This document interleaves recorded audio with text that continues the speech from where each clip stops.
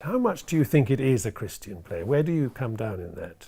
I certainly think it is a play about Christianity. Shakespeare couldn't say so at the time because of various laws which forbade the deity from the Christian deity from being named on stage. This was an aspect of the kind of modern Puritanisation of the legislation. Okay, but he talks. So he's driven to talk about the gods, or fate a lot, and we should understand that what he's talking about is God, and The Christian God. the Christian God. Yes, Shakespeare's God. Shakespeare was exactly. a Christian. He was a Christian. Yeah. No doubt about that. And he is driving in on current big questions, like how far, Cowley's question, like how far you and your actions are all preordained, that you don't have free will and so on. How far is God, as it were, in control, absolutely, of human behaviour? And that, of course, raised the kind of large question of how far a so-called God of love then was condoning evil and suffering and wickedness. Okay, the big Calvinist or post-Calvinist debates, and I think King Lear enters into all of that. He can't cast it in terms of Christian theology, but it's all, a debate. For example, people saying, well, this shows you are above, ye gods, and so on, ministers of justice, when the servant steps in to stab Cornwall. On the other hand, there's a voice saying, as flies to wanton boys, are we to the gods, they kill us for their sport. Two sides of this question, is there a God of justice ruling the universe justly, or is there a kind of indifference? I've got two suffering, indeed, perhaps even commanding it and organising it. Now, as I say, this debate, or set of debates, lots of connected ones in the play, it can't be conducted in terms of God, yeah, but only in the gods, but every member of the audience would have understood that this was a if you like, a theological debate going on, later on, of course, the Puritans would close the theatres, and there were a lot of kind of Puritan critics of Shakespeare in his time, and so on. And Shakespeare is, of course, lampooning Puritan critics like Malvolio and so on, all the time. But all of that sort of indicates that the atmosphere of London is totally Christian, totally theological, one way or another. And interestingly, one of the early feminist critics, a woman called Duesenbeer, made the suggestion, a very proper suggestion, that the audience would have been largely female, actually, and largely Christian females.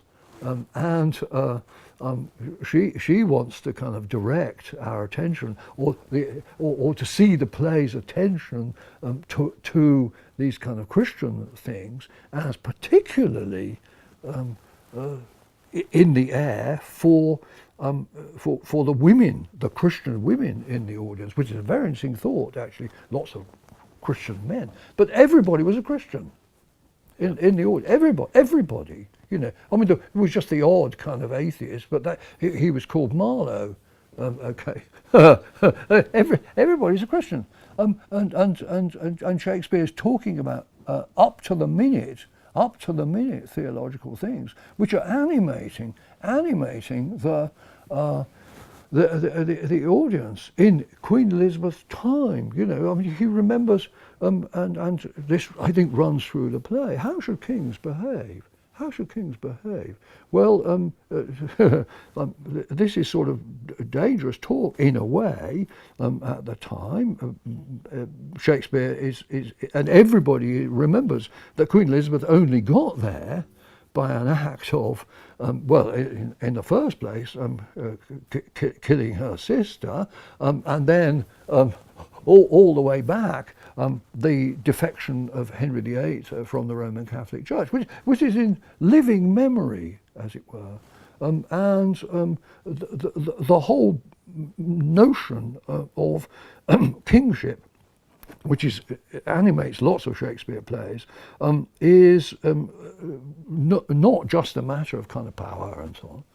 It is a matter of theology, because the king is under God. And, you know, once again, all of these kind of, if you like, questions of the gods in this play, who are they, where are they, what are they doing, and what are they allowing, and so on, apply, of course, not just they apply to King Lear and Gloucester above. King Lear, who is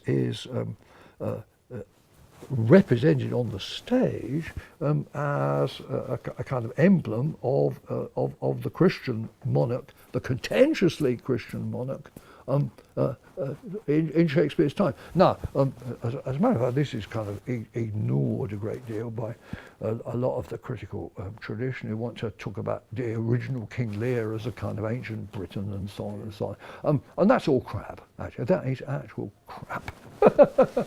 You would see from talking about some critics, they see this as, you know, kind of a play about ancient Britain, and the invocation of the gods indicates that Shakespeare. But you're saying it's not. It's a play about a Christian. No, it is. Absolutely. Although the issues in the end are left unresolved as to where Shakespeare is on this. And I mean, my final thing really on this play is, where does it leave us? Is it his bleakest tragedy? I just want to quote, though, one thing from which you quote in the book from A.D. Nuttall, who says, at the end of the play, we are not sure that Cordelia is in heaven, but unless we are entirely brutalized, we do feel that we've glimpsed, beyond the chaotic horror, something of infinite sweetness that we cannot fully comprehend. Do you think he's right about that, or is the play, is there sort of some element of, I suppose, hope or whatever? I mean, I think it is pretty bleak, and I'm not surprised that, you know, for example, the bleakest modern Anglophone writer, Samuel Beckett, should in many ways produce a lot of rewrites of King Lear. I'm not surprised about that. At the same time, there are a few kind of glimmers of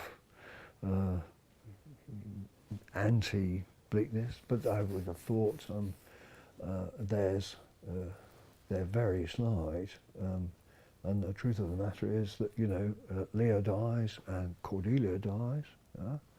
Now we know that it's possible to see the play as Lear dying happy, thinking that Cordelia is still, look there, he says, but we're not told what he sees.